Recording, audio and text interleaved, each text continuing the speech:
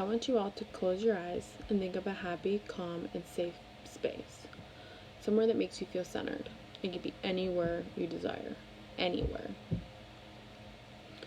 What do you see in that place? What do you hear? Is there anybody with you? Focus on the details. Are you sitting or standing? Is there a smell? Or is there something that you could touch or feel that may make you feel more comfortable? Concentrate to get that image. When you are ready, open your eyes. You have all now experienced guided imagery. Hello, my name is Noelle Smart, and I'm here to inform you about a type of therapy that is effective for many individuals, especially veterans. Eye movement desensitization and reprocessing, also known as EMDR, was developed in the late 1980s by Francine Shapiro. EMDR is a form of therapy that treats panic disorders such as anxiety, depression, PTSD, which is post-traumatic stress disorder for those who don't know.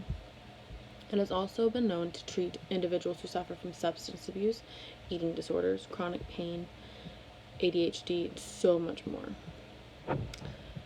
At the beginning of my talk, I had you all go through the experience of guided imagery. Guided imagery allows the patient to refocus on a safe space when needing redirection from a traumatic memory or event. As a patient of EMDR, I can personally vouch for the effectiveness of this process. The talk is divided into four main parts. To begin with, I'd like to cover the 8 phases of EMDR. Then I'd like to discuss the process of EMDR. Thirdly, I will look at the benefits of EMDR therapy.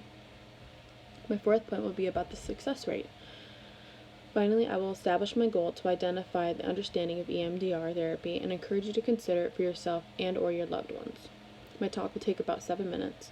At the end of my talk, there will be a chance to ask any questions. Post-traumatic stress disorder is the most common disorder of EMDR patients.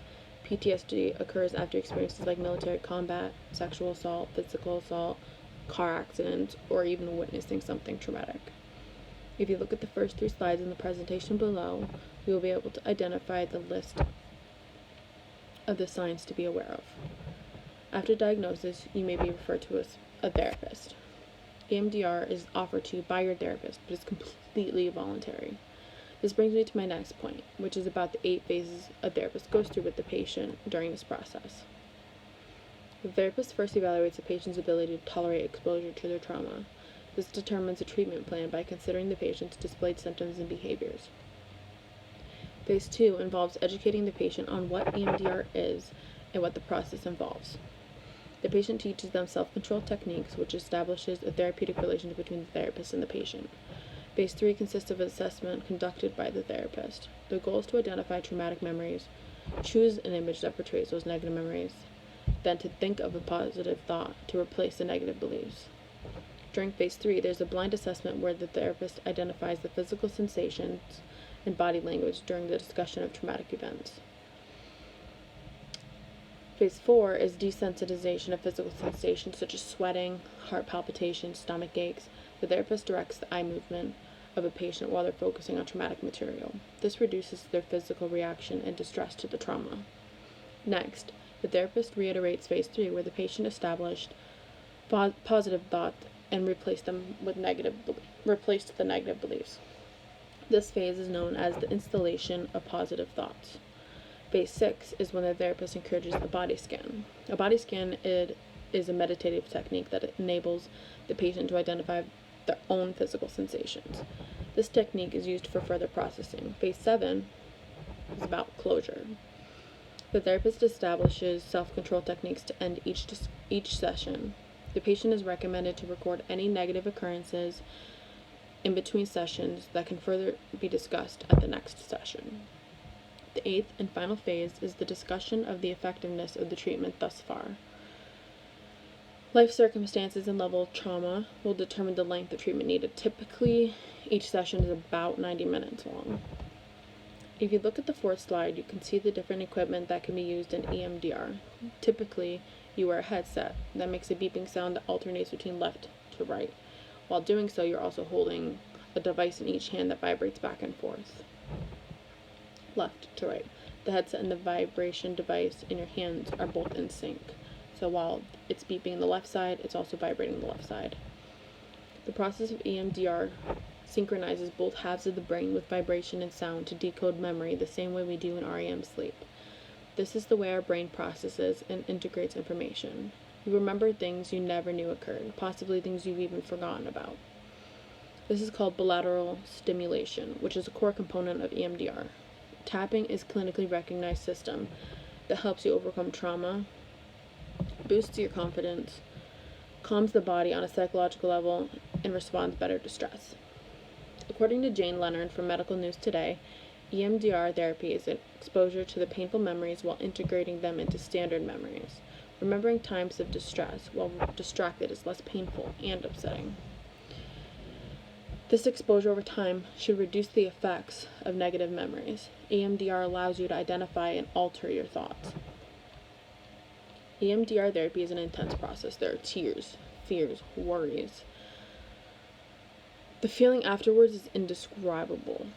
You feel much stronger and at ease after each session. It isn't a majestic process that happens overnight. It takes time, effort, dedication, optimism, hope, and a lot of energy.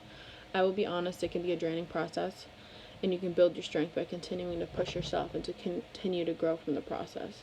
One of the main reasons I wanted to try EMDR therapy is because we can't always rely on medication to cure us. There are side effects, worsening symptoms, and EMDR is an alternative to medicine and is an impactful one. You feel more empowered getting past all of your trauma rather than allowing a pill to mask your hardships. The focus of EMDR is trauma healing. EMDR allows an individual to process traumatic events, which allows you to start the healing process. By the end of EMDR, your old memories will no longer feel disturbing. So far, I've covered what EMDR therapy is, the 8 phases, the process, and its benefits. Before I conclude my speech, I would like to emphasize the effectiveness of EMDR by establishing some statistics. According to Francine Shapiro, 84 to 90% of single trauma victims only needed 3 90-minute sessions. As I mentioned before, many veterans use EMDR to heal from their trauma. 77% of combat veterans were free of PTSD in 12 sessions. Let me end by stating that disorders like PTSD and depression can be life-threatening. It is really important for you to understand and acknowledge the signs and symptoms. I also encourage you to relook at the signs and symptoms and encourage you to try it or your loved ones to try it if you are experiencing those symptoms. Thank you for your time.